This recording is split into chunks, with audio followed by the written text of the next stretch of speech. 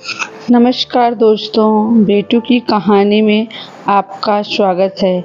आज मैं आपको बहुत ही अच्छी कहानी सुनाने जा रही हूँ, तो कहानी का पूरा आनंद लीजिए, बिल्कुल स्किप मत करिए।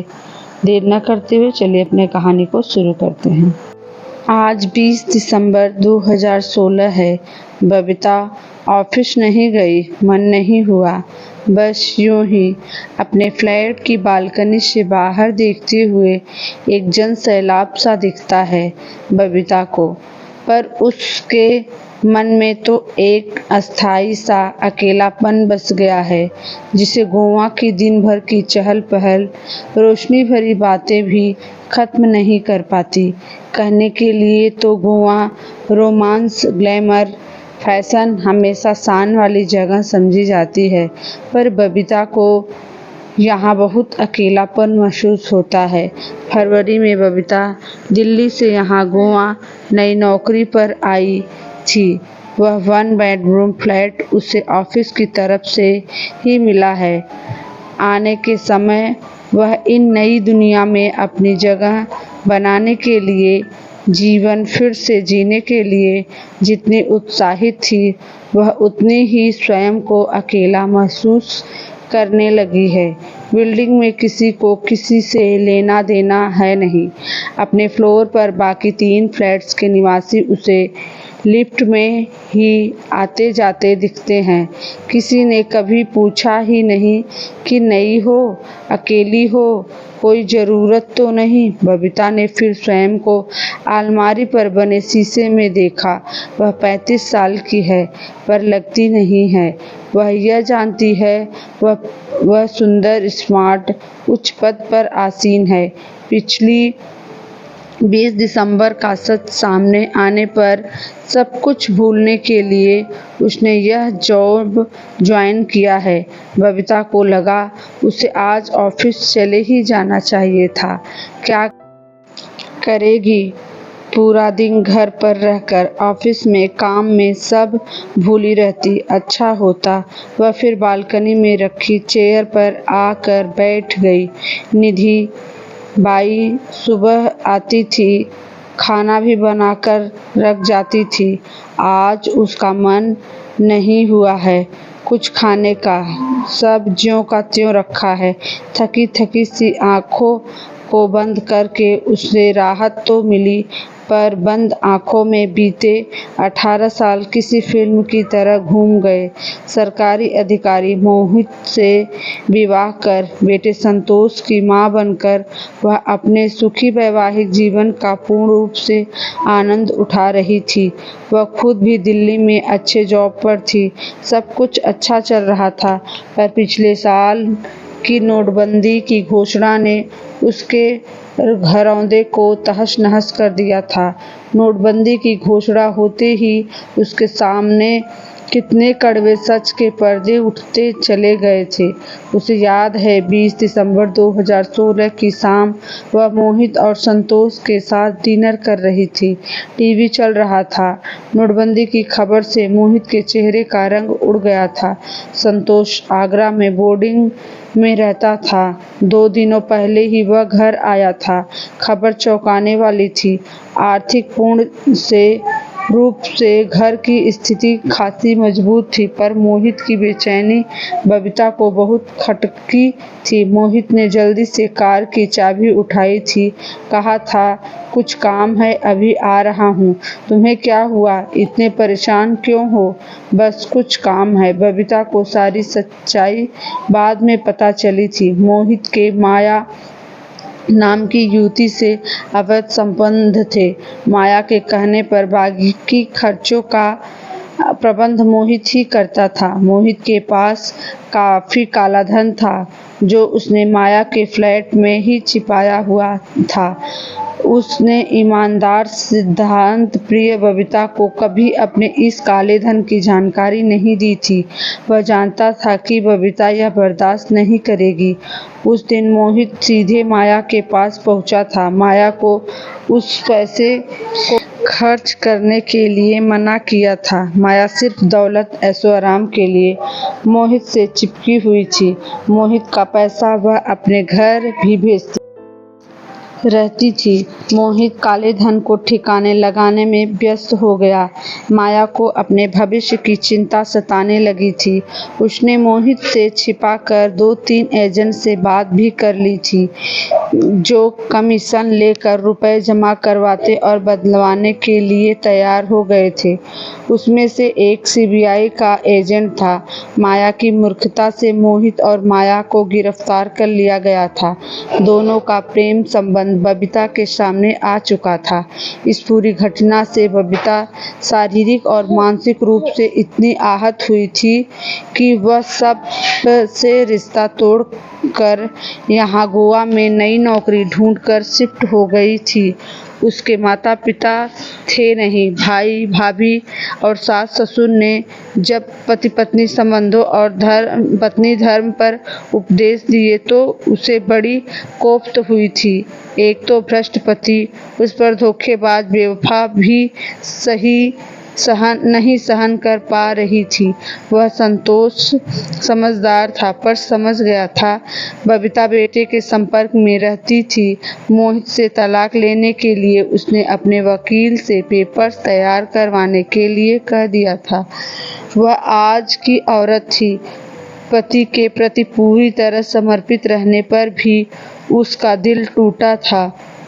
वह बेईमान धोखेबाज पति के साथ जीवन नहीं बिता सकती थी। आज नोटबंदी की शाम को 1 साल हो गया। नोटबंदी की शाम उसके जीवन में बड़ा तूफान लेकर आई थी, पर अब वह दुखी नहीं होगी। बहुत रो चुकी, बहुत तड़प चुकी।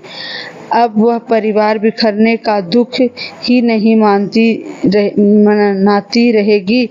नई जगह, नया जीवन, नए दोस्त बनाएगी। दोस्त ऑफिस में तो या बहुत यंग सहयोगी हैं या बहुत सीनियर। मेरी उम्र के जो लोग हैं वे अपने काम के बाद घर भागने के लिए उत्साहित रहते हैं। गोवा में अधिकांश लोगों को ऑफिस से घर आने जाने में 2-3 घंटे तो लगते ही हैं। उसके साथ कौन और क्यों कब समय बिताए। पुराने दोस्त से फ़ोन पर बात करती है तो जब जिक्र मोहित और माया पर पहुंच जाए तब वह फ़ोन रख देती है। नए दोस्त बनाने हैं, जीवन फिर से जीना है। वह पुरानी यादों से चिपके रहकर अपना जीवन खराब करने वालों में से नहीं है। आज फिर 20 दिसंबर की शाम है, लेकिन वर्ष 2017। मोहित से मिले धोखे को 1 साल हुआ। आज से ही कोई दोस्त क्यों न ढूंढा जाए। वह अपने फ़ोन पर कभी कुछ करती रही। अचानक उंगलियां ठिठक गई। मन में एक शरारती सा ख्याल आया तो होठों पर एक मुस्कान उभर आई। वह एक ऐप डाउनलोड करने लगी। वह एक डेटिंग ऐप। यह सही रहेगा। उसने स्वयं में नवयौवना सा उत्साह महसूस किया। वह ऐप 2013 में लॉन्च हुई थी। उसे याद आया, उसने मोहित के मुंह में से भी सुना था। मोहित ने मजाक किया था, बढ़िया ऐप शुरू हुई है, अकेले लोगों के लिए अच्छी है। आजकल कोई किसी भी बात के लिए परेशान नहीं हो सकता। टेक्नोलॉजी के पास हर बात का इलाज है। बबीता ने तब इस बात पर ज़्यादा ध्यान नहीं दिया था।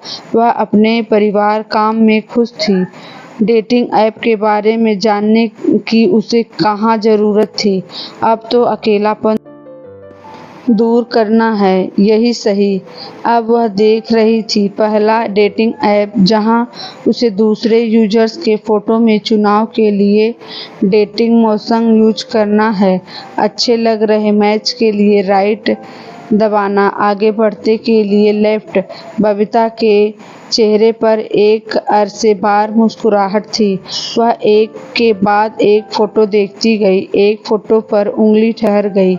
चेहरे पर कुछ था जो उसकी नज़रें ठहर गई। उसी की उम्र का दिनेश। यह मेरा दोस्त बनेगा, बात करके देखती हूँ, नुकसान तो कुछ है नहीं।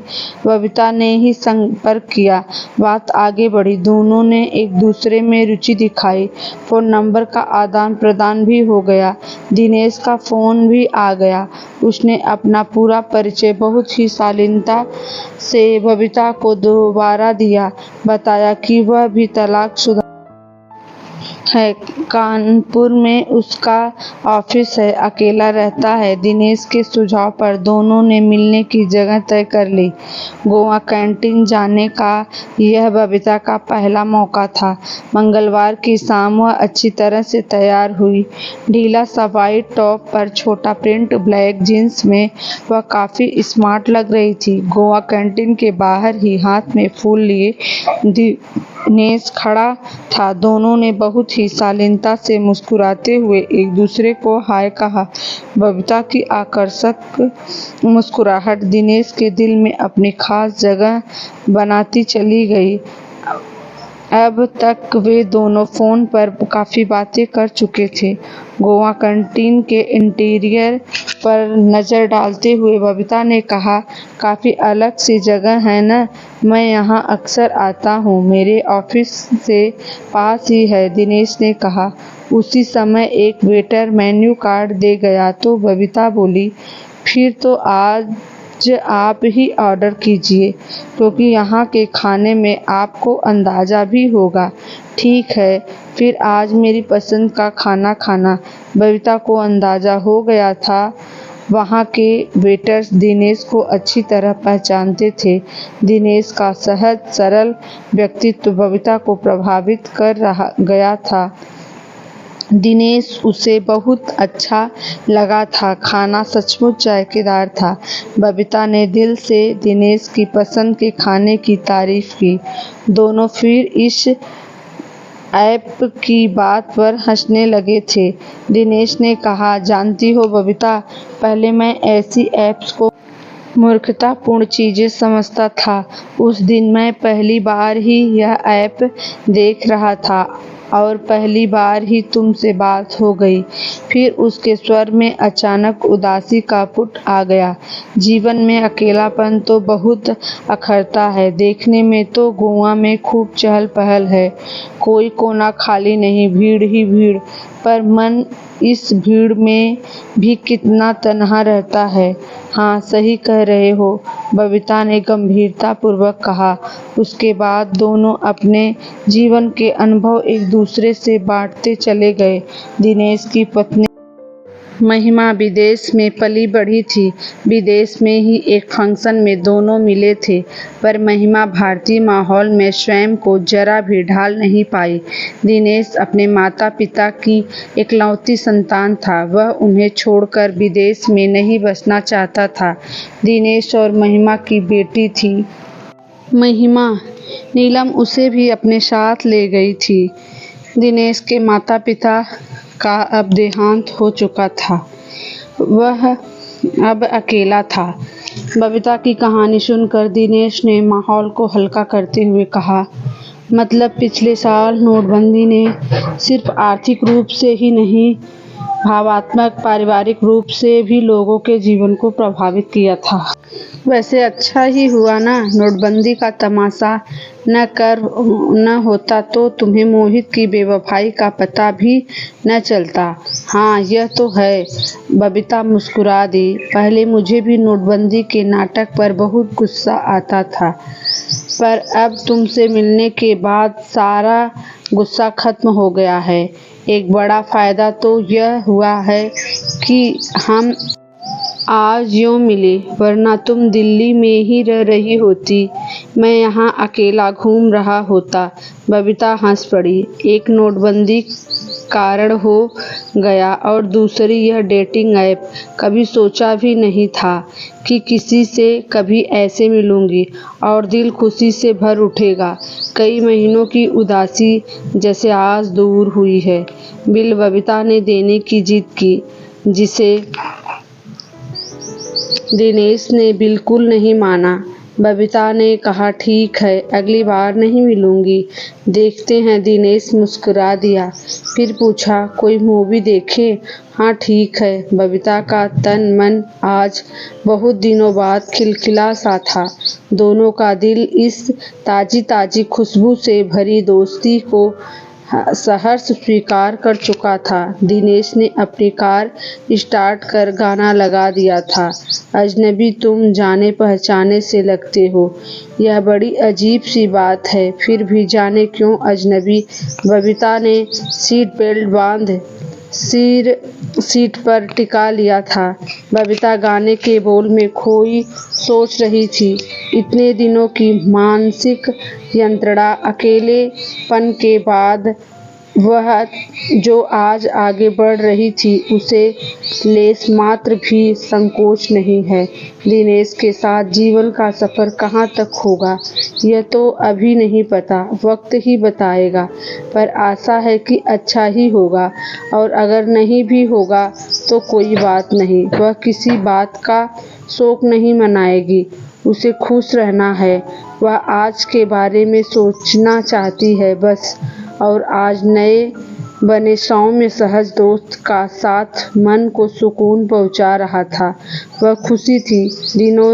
दिनेश को अपनी तरफ देखते पाया तो दोनों ने एक साथ कहा, यह गाना अच्छा है, और दोनों हंस पड़े। फिर दोनों खुशी खुशी एक दूसरे के साथ जीवन व्यतीत करने लगे। दोस्तों, आपको हमारी कहानी पसंद आई हो तो एक प्यारा सा कमेंट हमें ज़रूर बताएं, जिससे हमारा उत्साह बढ़ता है और आगे हम आपके साथ फिर से नई नई कहानियाँ लेकर आते रहेंगे। हमारी कहानी सुनने के लिए धन्यवाद।